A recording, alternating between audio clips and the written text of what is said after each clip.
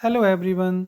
आज हम डीएलएड में टीचिंग स्किल पर आधारित लेसन प्लानिंग कैसे होती है उसके बारे में जानेंगे।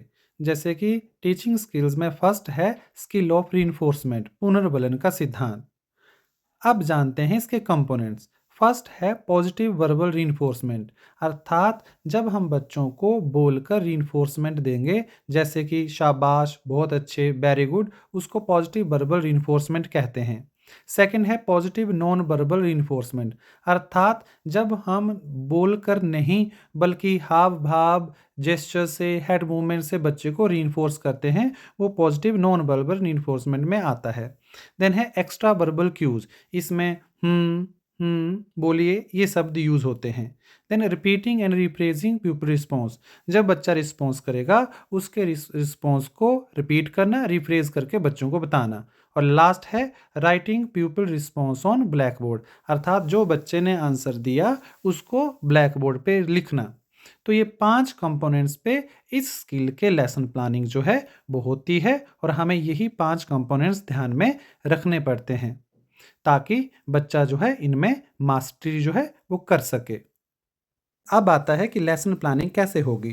सबसे पहले बेसिक इन्फॉर्मेशन जो है वो लिखी जाएगी, जैसे छात्र अध्यापिका का नाम, अनुक्रमांक, विषय, उपविषय, कक्षा, समय अवधि, पर्यवेक्षक का नाम और दिनांक, और उद्देश्य, अर्थात जैसे पुनर्बलन कौशल में निपुणता हासिल करना।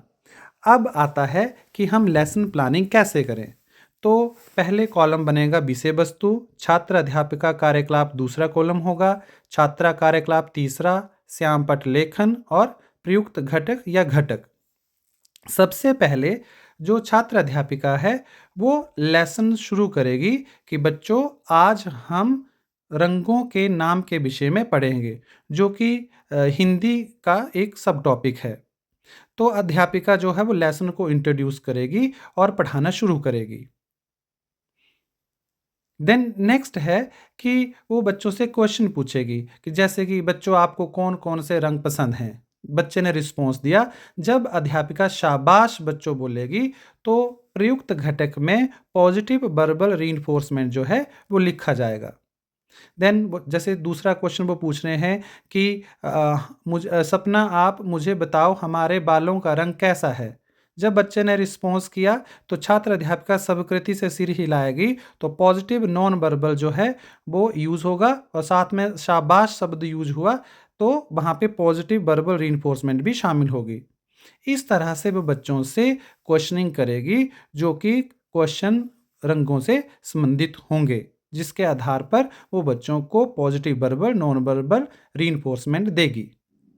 जैसे कि छात्र अध्यापिका बच्चों के उत्तर को दोहराते हुए और श्यामपट्ट पर लिखते हुए, अर्थात जो बच्चे ने रिस्पॉन्स किया जब वो उसको रिपीट करेगी तो उसमें जो है वो रिपीटिंग रिफ्रेजिंग कंपोनेंट्स यूज होगा, तथा उसके उत्तर को ब्लैक बोर्ड पर लिखेगी, तो writing people response on black board जो है वो माना जाएगा, और जो बच्चों ने रिस्पॉन्स किया उसको ब्लैक बोर्ड पे भी लिखना पड़ेगा।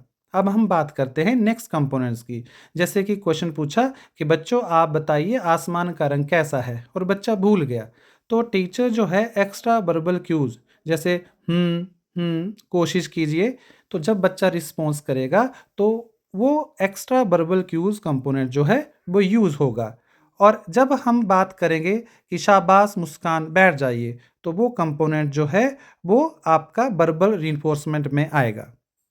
देन वो छात्र अध्यापिका चार्ट की सहायता से समझाएगी, जैसे बैंगनी रंग, भूरा रंग, नीला रंग, लाल रंग, संतरी, हरा इत्यादि। देन फिर उसके बाद वो बच्चों से रंगों से संबंधित क्वेश्चन पूछेगी, और इसी तरह वे विभिन्न कंपोनेंट्स को यूज करके जो है वो स्किल पे मास्टरी करने की कोशिश करेगी, जिसकी सहायता से वो सीखेगी कि कैसे हम बच्चों को क्लासरूम में रीइंफोर्समेंट करते हैं या रीइंफोर्स करते हैं। और जैसे ही लेसन ख़त्म हो जाएगा वो बच्चों को बताएगी कि आज हमने किसके बारे में पढ़ा। देन उसके बाद है ऑब्जर्वेशन शेड्यूल्स, कि कितनी बार कौन सा कंपोनेंट्स यूज़ हुआ, उसको जो है बच्चे को टेबल में लिखना पड़ेगा टैलीज के साथ, कि जैसे फर्स्ट जो है वो 5 बार यूज़ हुआ तो टैलीज 5 बार लगेंगी, अगर रिपीटिंग रिफ्रेजिंग 1 बार हुआ तो 1 बार, इस तरह से सारे कंपोनेंट्स को टैलीज के फॉर्म में लिखना पड़ेगा। फिर आएगा कमेंट एंड रिकमेंडेड, जिसमें कि इनइफेक्टिव, पार्शियल इफेक्टिव और इफेक्टिव, और ये जो है वो टीचर करेगा। Thank you and have a nice day.